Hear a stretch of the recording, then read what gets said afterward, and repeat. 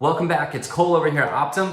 You're almost finished with all of the career planning modules. Congratulations, you're almost there. There's a few more things that I want to talk about to kind of tie all of this up, which is why Module 6 is entitled Execute Your Plan. Someone once told me that doing is better than not doing perfectly. Don't worry about being polished and having it all put together, practiced, and well rehearsed before you execute anything on your career plan. The important thing is to do it. Okay? It's going to be a little rough, it's going to be a little patchy at first. That's okay. You're going to stumble, you may look like an idiot at certain times as you're networking with other people. It's going to feel uncomfortable, but the act of doing it is going to help you get better and feel more natural in these situations. Which, for example, in Module 5 when you were exploring, Module 4 when you were exploring your options, hopefully you met with some people. Those skills are going to be useful later on as you're networking with folks, tapping into the hidden job market, as you're interviewing. All of these skill sets kind of build upon one another and they're interwoven with each other. You use about a dozen different skill sets throughout the whole job hunt process, and that's about it. And they all mesh very nicely with one another. So it's important that you just get out there and start doing things. Okay? It's going to be a little sloppy in the beginning. That's okay. Inaction is the death of your career plan and your advancement in your career.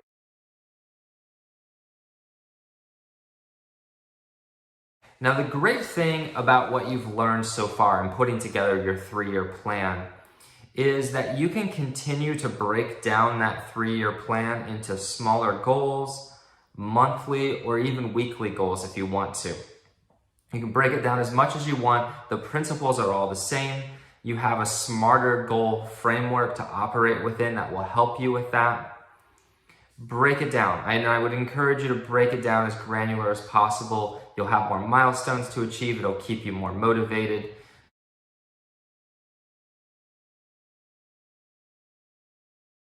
I'm going to leave you with one more tool for your toolbox here, and it's what I call an after-action review. And it's not my idea at all. It actually comes from the U.S. Army. It's probably been around for, I don't know, at least 40 years, maybe pushing 50 now. I'm going to modify it slightly for you so it fits your purposes here and applies to your 3-year plan. But the principles are all the same. And I recommend doing this monthly with your goals. You can do it weekly as well if you've broken your goals down into smaller segments. I do one for the business here at Optum on a weekly basis, and then I do one on a monthly. My weekly probably takes an hour, maybe 2 hours tops if I've got a lot to think through, if it's been an action-packed week. And the monthly takes maybe a little longer. I usually block out a half day for the monthly one, but there's a lot going on. You may not need that much time because you're only applying it, at least for our purposes, to your 3-year goals and your 3-year plan here. Okay, there's 4 steps involved. The first one is write down everything that you wanted to happen during the month. Okay, if it was on your goals, you wanted it to happen, write it down. You're probably going to have maybe 2 or 3 of these on a monthly basis. You shouldn't have an overwhelming amount of them, otherwise you're setting yourself up for failure. The average person can only handle about 3, 4, maybe 5 is stretching it. Concrete, good-sized goals that you can break down into maybe some smaller sections. Now, if they're little goals like take out the trash or something silly like that, my personal household chores, of course, you can have probably hundreds of these. But your 3-year plan, your monthly plan, what you're going to want to accomplish month by month probably is going to be bigger chunks than something like that. Maybe, I'll give you an example. Maybe it was to learn how to calculate an estimate for depreciation on a capital expense. Maybe that was one of your gaps that you discovered during all of these exercises. And so this month was the month you wanted to learn that. Write that down. That's an example here. Step 2 is to write down what actually happened. Okay, not what you wanted to happen, but what did happen. Did you complete the goal? Did you fall short? How close did you come? Okay, that's step 2. The third step is to learn from what you've just written down. Why did that happen? What you wanted to happen and what did happen, whatever that was, whether it was accomplished or you fell short, whatever it was, why did that happen? Positive or negative, right? Doesn't matter. We want to learn from it. Was the goal too ambitious? If you fell short, was your goal too ambitious? That's important to know because it's going to help you in the future set more realistic goals. Was there an external factor that maybe prevented you from accomplishing it, right?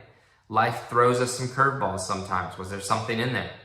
Or was there something in there that maybe we could have predicted and we didn't? Okay, the whole point is to learn. And the fourth step, write down what you could have done differently. Now that we've reflected on this, what could I have changed? Was there anything in there that I could have anticipated that I could have done differently?